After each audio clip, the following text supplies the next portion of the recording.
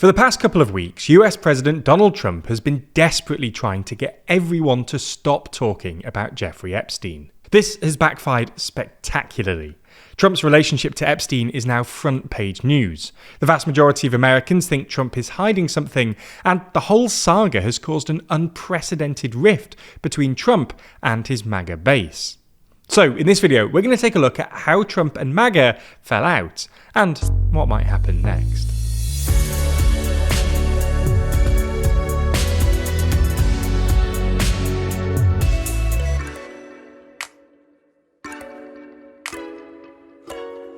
Never miss an episode and always feel in the loop by subscribing and ringing the bell.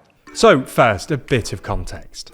For anyone who's somehow missed this story, Epstein was an American financier and convicted sex offender, with connections to a whole load of very powerful people. He was arrested on federal charges of sex trafficking minors in July 2019, but died in his cell a month later. His death was officially ruled a suicide, but the circumstances were suspicious. Cameras around Epstein's cell apparently malfunctioned. The two guards who were supposed to be on suicide watch failed to check his cell and falsified records to imply otherwise. And his lawyers and brother claimed there was no indication Epstein was suicidal. This led to widespread suspicion of a cover-up, and polling suggests that only about 20% of Americans believe the official narrative, while 40% think he was murdered and the remaining 40% are unsure. Anyway, during the campaign, Trump and senior members of his team promised to, quote, release the Epstein files. However, despite Trump's Attorney General Pam Bondi suggesting earlier this year that Epstein's client list was, quote, on her desk, this hasn't happened. And Trump has instead spent the past few weeks attacking his base for being so obsessed with it, and telling everyone to move on.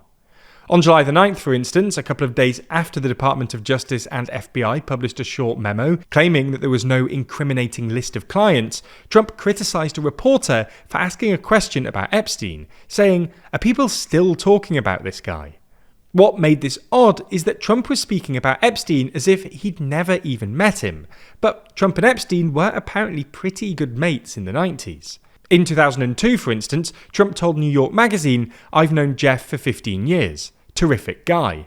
In mid-July, Trump posted on Truth Social that his boys, and in some cases gals, should stop wasting time and energy on Jeffrey Epstein. On July the 16th, Trump then tried to blame the, quote, Jeffrey Epstein hoax on the Democrats, and attacked MAGA supporters who were criticising his handling of the Epstein fiasco as weaklings doing the Democrats' work. Unsurprisingly, this didn't work. So a day later, July the 17th, Trump eventually announced that, based on the ridiculous amount of publicity given to Jeffrey Epstein, he would be directing Bondi to ask a federal judge to release transcripts of grand jury testimony related to Epstein's 2019 indictment. Trump might have hoped that this would be enough to put this whole thing to bed. But a few hours later, the Wall Street Journal published an article claiming Trump had sent Epstein a letter for his 50th birthday in 2003 that allegedly contained a typewritten text, including the lines, "Enigmas never age," and "May every day be another wonderful secret," framed by the outline of a naked woman with Trump's signature below her waist. A few hours later, Trump announced he would be suing the Wall Street Journal, although we should say that Trump hired a remarkably amateur law firm to do it, and their suit includes a number of typos and apparently nonsensical claims, including that the Wall Street Journal shouldn't have disseminated the article because it was published as an exclusive. Then, on July the 18th, Senator Dick Durbin then claimed that his office had been told that the FBI were instructed to flag any Epstein records in which Trump was mentioned. Trump has basically refrained from talking about Epstein since, but on Sunday he told his followers on Truth Social to watch Mark Levin on Fox, who in turn told Republicans to stop worrying about Epstein. Unsurprisingly, all of this has provoked some irritation within MAGA. Trump's former right-hand man, Elon Musk, has spent much of the past week mocking Trump's excuses on X, having claimed Trump was in the Epstein files a couple of months ago. Tucker Carlson has claimed that Epstein must have been an Israeli intelligence asset. Megyn Kelly, a former Fox News host, argued that Pam Bondi was either telling the truth then or she's telling the truth now, but both cannot be true. Nick Fuentes, an extremist MAGA commentator who was invited to Mar-a-Lago in 2022, proclaimed last week that we're going to look back at MAGA as the biggest scam in history. Theo Von, the first Joe Rogan-adjacent podcaster to host Trump during the campaign, asked what changed, with a clip of his interview with J.D. Vance talking about the Epstein files.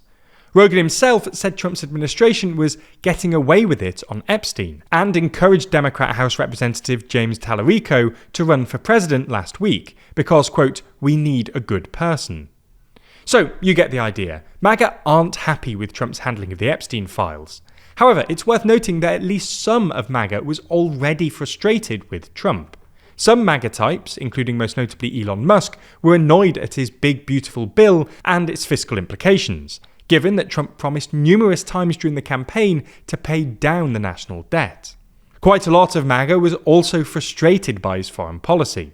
During the campaign, Trump promised to extricate America from its various foreign entanglements, but this hasn't really happened.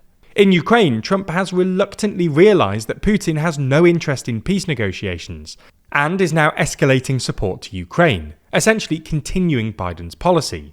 And in Gaza, Trump has failed to negotiate a sustainable peace, and even followed Israel into strikes against Iran. This has caused a fair bit of upset inside MAGA, which is generally pretty sceptical of both Ukraine and Israel. Anyway, this makes the Epstein scandal extra bad for Trump. Obviously, it's hurt him with the median voter, and might explain why his poll ratings have slumped again recently. But even if he survives this Epstein fiasco, losing MAGA would be particularly bad news for Trump, both because they've historically provided the energy that drives his campaigns, but also because, while they're unlikely to vote Democrat, MAGA now have an alternative in Elon Musk's New America Party.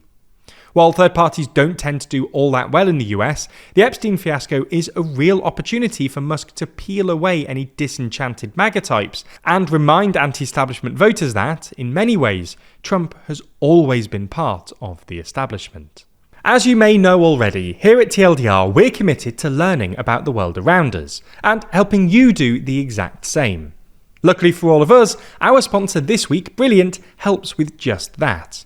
Brilliant helps you become a better thinker and problem solver, with thousands of visual, interactive lessons in maths, science, programming, data analysis, and AI. Not only does Brilliant offer a perfect mix of engaging problems and competitive features, it also keeps you motivated with daily encouragement, and their app makes it easy to learn wherever you are. Instead of mindless scrolling, with those extra pockets of time you find in the day, you can give your mind a workout with Brilliant's growing collection of programming courses.